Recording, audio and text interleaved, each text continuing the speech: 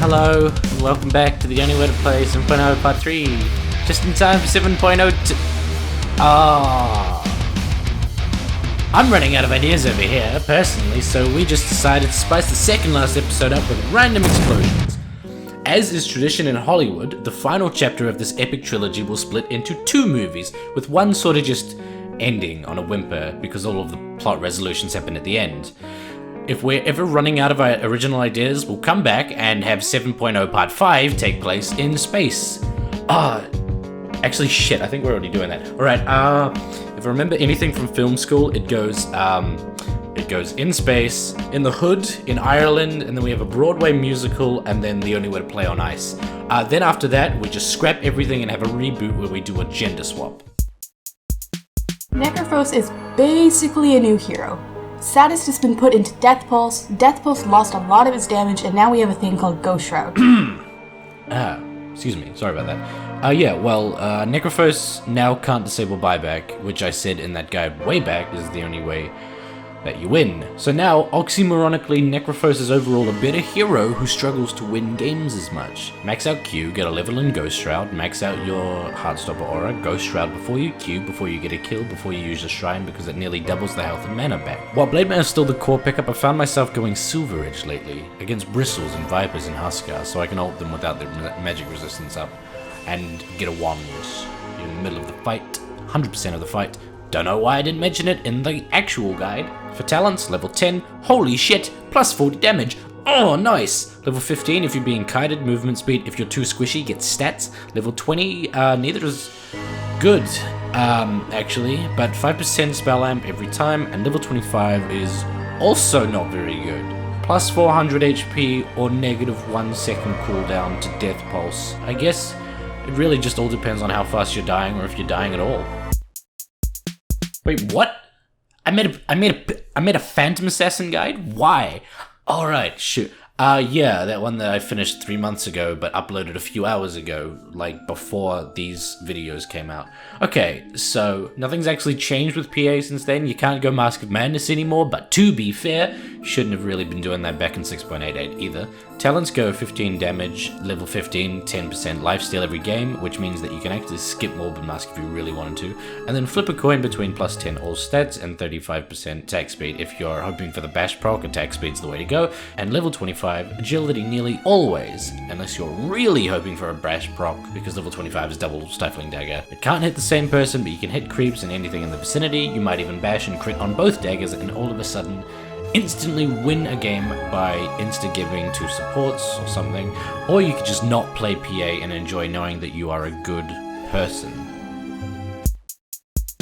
Alright, Phoenix is still really good. Nothing's really changed. In fact, going the exact same build, Veil, automatically ends up being way better.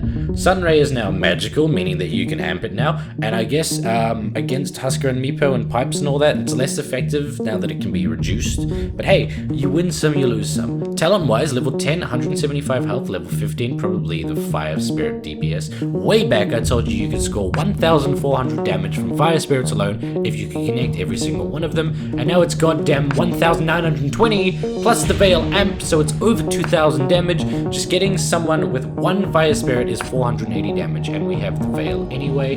Gold per minute's not really that good on an item-independent hero like Phoenix. So yeah, Fire Spirit DPS all the way. And level 20, 8% spell amp, level 25, plus 2 supernova head count. All up with level 3, that talent and eggs, and makes a team 15 hits in 6 seconds to take you down. That might be a little overkill. Okay, let me just take a minute to talk about memes. And like, this is not a joke. I'm not leading into a joke. Let's have a civilized, intellectual conversation about their power. Memes can change the world because memes are cultural ideas in its purest form. One little meme can morph and grow like a mountain. It can save a man's life. It can cure cancer. Or it can give Riki a really overpowered scepter upgrade. Pretty much Riki can win a fight without even being there officially. Riki's scepter increases his ult by 4 seconds, lets you use it on an allied hero like Luna's Ag's ult, and lets you move wherever they move, and all because someone somewhere suggested one quiet evening that Pocket Riki would be a funny thing. His talents are pretty shitty all up. Level 10, pick up health or movement speed. I guess with this hero you could have 1 HP and win the fight anyway, so maybe don't get HP. Level 15, get plus 10 agility because it translates to more damage and you really don't need more XP. His talents are all pretty shitty. Level 20 plus stats unless you need to cancel like channeling spells like Black Hole, or you need to put the mischance into Chronosphere without actually getting near it. Occasionally, cast range is better. And level 25 with this, carry Riki, get the backstab multiplier. Didn't I just make a silencer guide? I guess by now it's like 3 months ago. Basically, nothing's really changed. Pick up a Helm of the Dominator for health regen if you wish, and his talents go plus 7 int, plus 200 health, 30 attack speed, and 200 attack range. That's pretty much it. Holy shit! Skywrath's new eggs is amazing! Just to refresh your memory, now every time you use a spell, it doubles and the second one hits a random other target. It can't hit the same person twice, but that's good! 2 targets silenced for 6 seconds, 2 targets slow, 2 targets hit by 2 different Mystic Flares. You don't know how good this is because I am not good with words, so just play it yourself. It also makes farming easier because it works on creeps when no heroes are around, so all of a sudden Skywrath Mage can actually farm. His talents are plus 7 int, plus 75 damage, plus 20 movement speed, and absolutely plus 14 mana regen. Somehow, someway, Skywrath Mage is a magic damage carry who peaks at level 25. Oh yeah, I made a Slark guide that one time. I guess I just update you on how to beat him. Here's a tip. Don't talk about how good Ags is, because if we don't mention it, people won't realize and people won't buy it. But I guess putting this video up really shot that in the foot. Okay, if God forbid you're playing him, level 10, flip a coin. 15 damage or versus 10% lifesteal is so amazingly complicated and case by case that this video would extend 30 minutes more with me just trying to formulate the right answer. Which is interesting because level 15 is absolutely always 1. It's plus 15 agility. Level 20 is a doozy if you're depending on BKB, Abyssal, or have really long fights, go cooldown reduction, otherwise go attack speed, but there's only a 0.2 chance between win rates on that, according to Dota buff. So, I guess, what do I know?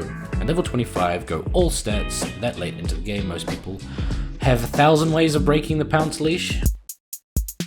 Timbersaw is still the same, more or less. He's always had a problem going over the river and into the base. There's a few more trees in the river, but he still struggles pushing high ground. I find myself getting more blade mails and lotus orbs and less Ags these days. If I really wanted that crazy burst damage, I'd get a Dagon. But here is the trick. Get a Dagon 4 and never upgrade it to Dagon 5. Dagon 4 has a 0.24 increase in win rates according to Dota buff again. It's simple maths. XP gain always seems to be the better option, and yet I constantly say don't do it. I feel like I should elaborate. I took one class of economics in school, so I'm an expert at this. Plus 20 XP gain is an investment into the future. You lose benefits now to reap more down the line. But that, isn't that every other perk that isn't XP gain?